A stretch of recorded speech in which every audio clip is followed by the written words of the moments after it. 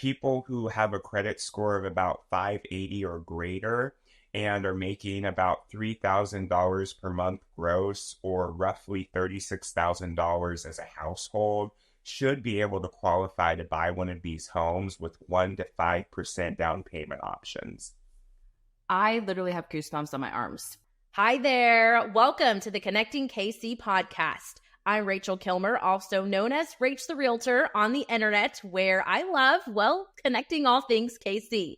I'm a metro area real estate agent, retired sports reporter, and mom, and probably too old to call myself a TikToker, but honestly, that's how we got here. You can learn more at www.racheltherealtorkc.com.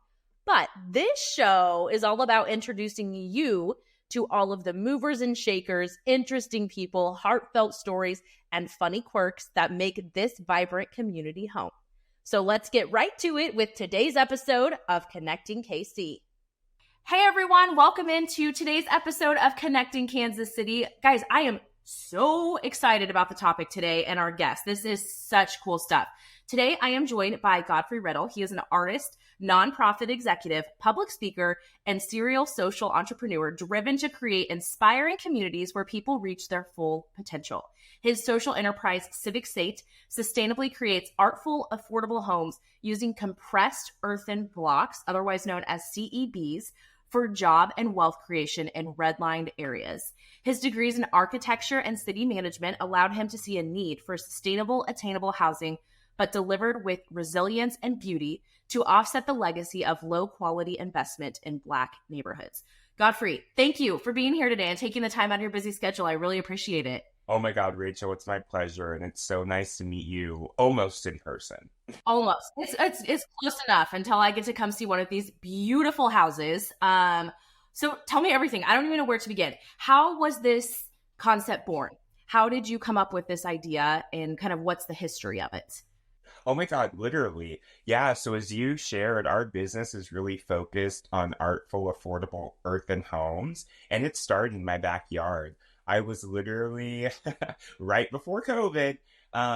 So in 2018, my father passed away, and I was looking for a way to kind of seed a fund to support things that he really enjoyed, like baseball and sports, but also allow me to see the world, because I was sad that I never got to do that with him or for my parents, to be able to just send them on a trip. And my mom was still living. So I started an Airbnb. It went really well. COVID hit, and I was like, well, I want to keep the Airbnb going, but I need separation because I'm high risk. I was just finishing cancer treatment as well. So long story short, looked up options to add a tiny house or an ADU, accessory dwelling unit, to my backyard. Was shocked by how expensive it was and just started diving in to try to find a more affordable method. And lo and behold, I came across compressed earth blocks, or CEBs, on a shelf. And the design that's out in the world right now is literally what I saw in my backyard. I was like, what do I want to see every day when I'm making my coffee out that back window? And that's what came to mind. But clearly, I'm not the only one who wants one of these. Yeah, no kidding. So what's the demand like now? Like, what is today? What are you working on in your business? Do you have people already in these homes, or is it a waiting list? Kind of what's the current status? Yeah, it's a waiting list. So we're at the very start of our business journey in this method. So when I set out, I wanted to do 3 things to really pilot our approach. So I wanted to set up a factory for about $10,000 to see if it could be done, because I was thinking faith institutions or communities in redlined areas could do the same and use their ambient indoor and outdoor space for job creation, and even subdivide it to offer different housing options, whether that's market rate, affordable, charitable, or some mixture of the 3. Secondly, I knew I would need to build a demo wall just to understand, is this really viable in Kansas City? Because this building method is utilized all over the world, and it has legacy in the Southwest in our world. So, Adobe is the closest thing that most people will know. And then finally, I wanted to build a full house to see, do people really want to live in this thing? So I've checked off the first two. The shop we just closed on May 5th because it was a 6-month temporary residency. And then the facade is at 20th and Vine next to the castle. So if folks want to go out to see it and feel Earth Block, they can. And then I purchased land in the Washington Wheatley neighborhood in February, just north of Montgall Park by about a block. And that's where we're working to break ground for our first home. And to answer your question, I have a wait list of over 50 people. And from that wait list, I've selected to be a private sell. They're moving through pre-qual right now to see if they can make an offer on the home. But ultimately, the house should appraise for about 130 to 140, so truly affordable. Yeah, which is unheard of in the modern market. And with the way that, again, I'm a real estate agent, so this is like, I'm like foaming at the mouth. I'm so excited. But with the way the real estate market is right now, it's hard for privileged people to buy a house, let alone people that have been, redlined for decades. So what difficulties do potential Black homeowners face in Kansas City? And can you explain redlining and why this is such an issue in our city? Because I don't think everyone really fully understands the history and how it still impacts people to this day. Oh my God, yeah, and it's such a great question. Something that's really important for you to even be aware of as a real estate agent, so you're not repeating the problem. So basically, redlining was the federal government, the Department of Housing basically came out with guides for most major metropolitan areas that rated risk for lenders and insurers. And surprise, surprise, because these maps were developed in the early 1900s, what they viewed as risky were communities that were diverse. So predominantly Black, predominantly immigrant, predominantly low income became risky investments because those were risky populations. Now, part of that risk may have been because they were artificially squeezed out of the job market and couldn't hold on to stable income, and other opportunities that help you get into and hold on to a home. But long story short, that legacy kind of spilled out to us today because in America, a lot of people build wealth by owning a home. That's how people pay to send their kids to college, go on fun trips, start businesses like I did. And all of those things can create wealth down the line. So we're kind of seeing the impact of that gap in home ownership come to bear. So nowadays, when a Black resident may be looking to shop in Kansas City, they may not have the wealth that they need, to your point, to buy into the market easily because people are putting down cash offers, above asking offers, waiving inspections because they have the capacity to fix whatever comes up. And then they also may not even know how to go about the home buying process, how to maintain a home once they get into one, because it's knowledge that might have been lost a generation or two ago. And those are just a few of the things that are barriers for Black people specifically, but really also home buyers in general. I would just say that Black folks perhaps have a longer history dealing with those burdens. And because of that, like compound interest, sort of, the burden is just a little bit heavier. So all that said, I'm really just trying to allay a lot of those problems with this building model. Does that answer your question?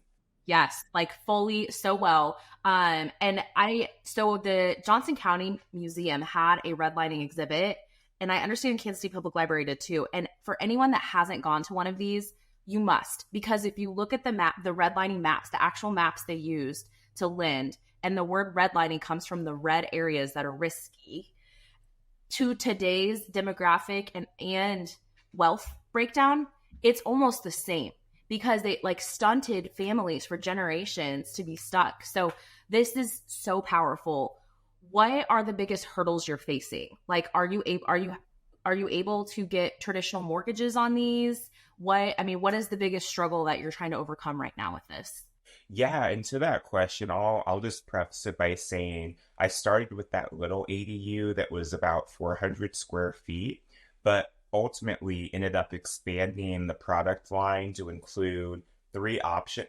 I said 2. Three options, two are live. So that Stone Home Mini was for the backyard, but ultimately, as this conversation hints, I saw a bigger need for starter homes. So the home that I'm building in Montgall Park is actually what I've dubbed our Stone Home Signature, and it's 850 square feet, two beds, one bath, front and back courtyard, rooftop patio, and then ultimately we'll offer 1,400 square foot homes, which would be truly small starter homes. Um, no one's building those right now. So it's a missed opportunity in our market. And also, this building method really works well on a small scale. Um, so that's there. So knowing that reality is where we're headed, some of the challenges we've been facing are just educating people first and foremost about CEBs and the benefits. You know, they're low cost to build with and maintain. They're bulletproof, fireproof, mold resistant, insect resistant. They're non-toxic because they're made of 90% sandy clay soil and then 10% water or lime and then compressed, and they sit to cure. So there's no off-gassing of any toxic chemicals.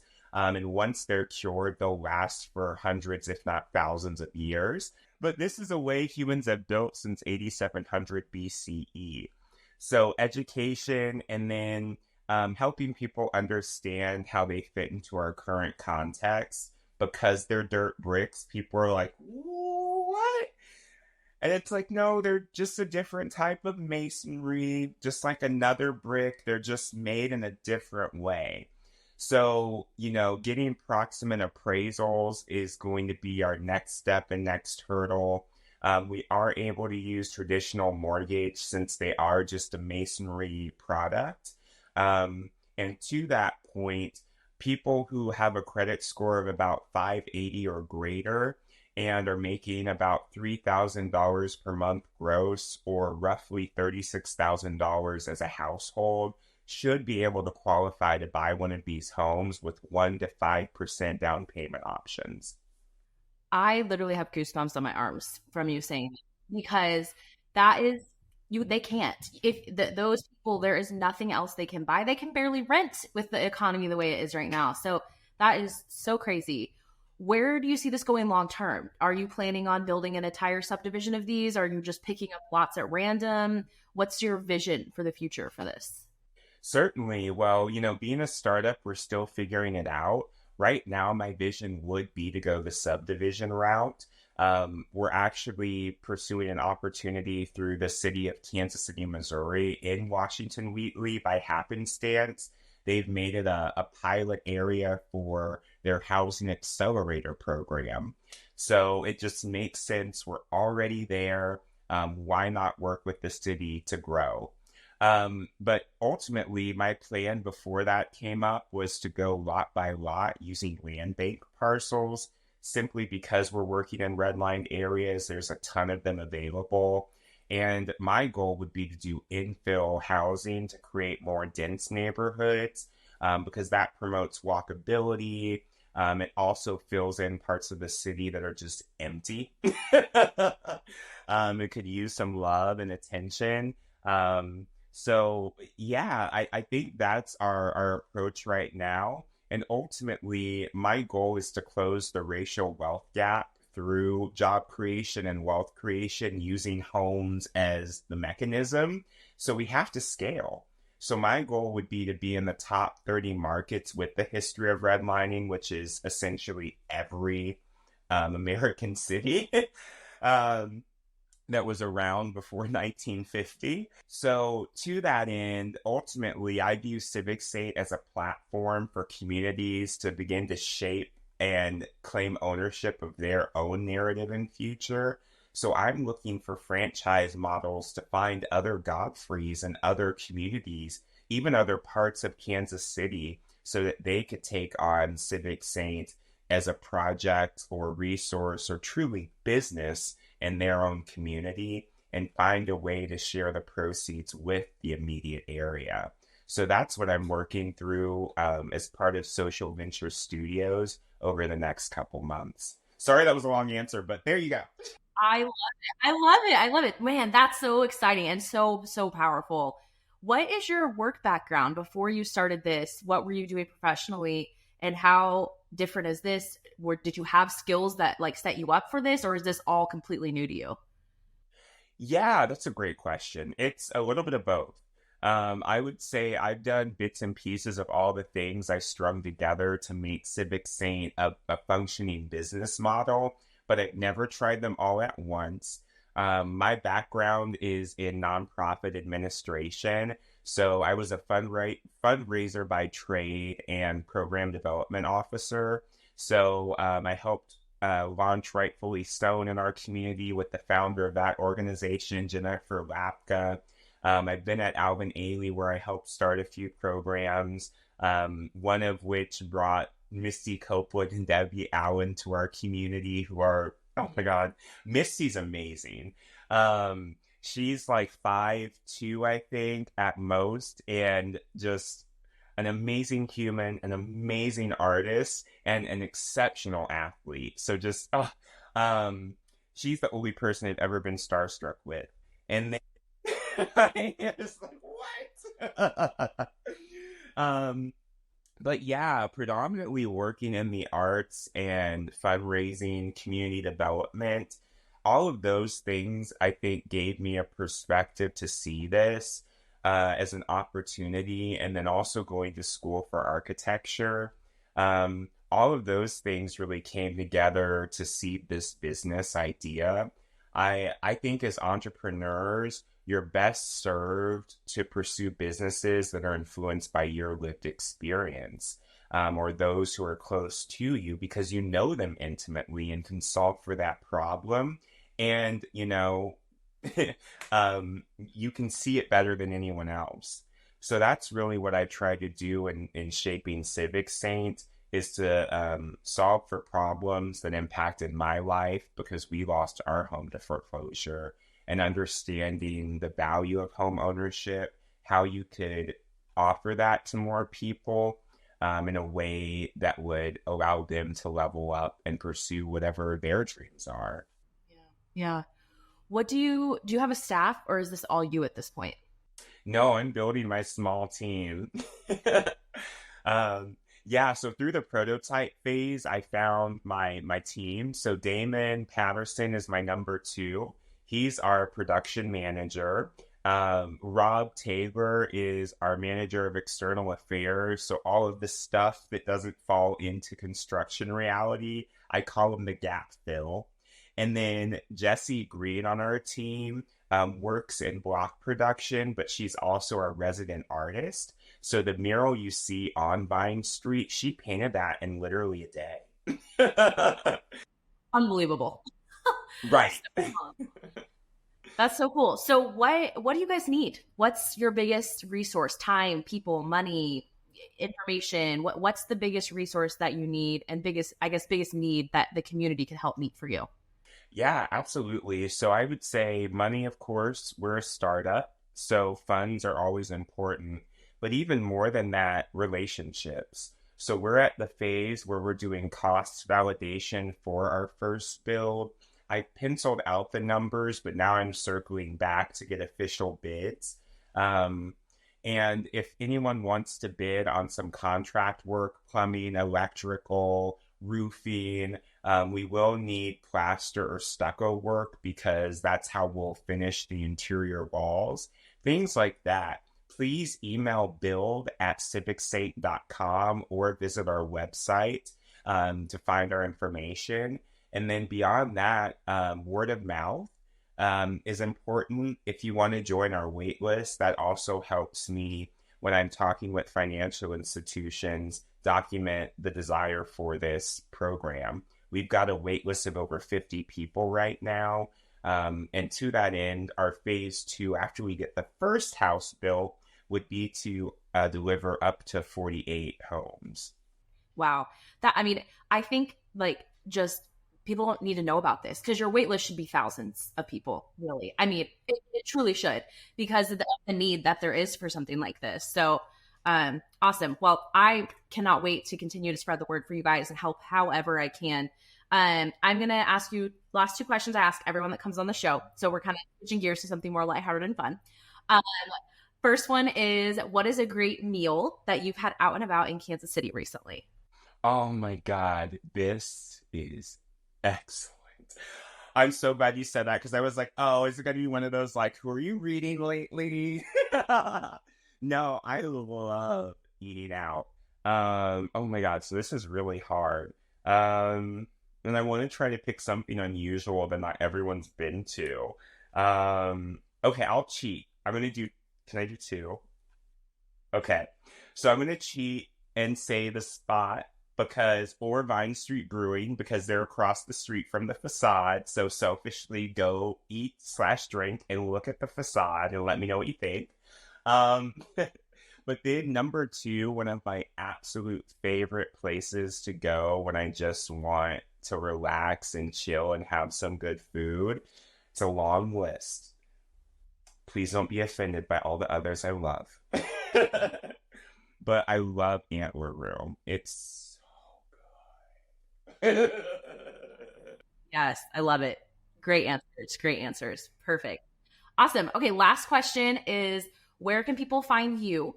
Where can they find information on Civic Saint? And how can they get involved and help? Certainly. So civicsaint.com has everything you need to learn more about us and reach out. We're on Instagram and Facebook at Civic Saint. You can also join our waitlist there. That's a wonderful way to help. And then finally, I would say, oh, keep your eyes and ears peeled because I am going to announce volunteer dates to come and actually help us build the house. So yeah, that'll be fun. Love that. I love that. Awesome. Well, and what about you personally? Are you on social media? Where can people follow your journey? Yeah, absolutely. So I am on social media as the_Riddler_. Right. Perfect. Well, thank you for a plethora of things, but for doing this work, for this, grinding through a new idea and bringing something beautiful to the world, and for taking the time to come on the podcast. I really appreciate it and can't wait to cheer you on and support you as you go through this journey. So I thank you. Thank you. This was really fun. I loved it. Awesome. Guys, thank you so much for listening. We'll see you next time. Bye.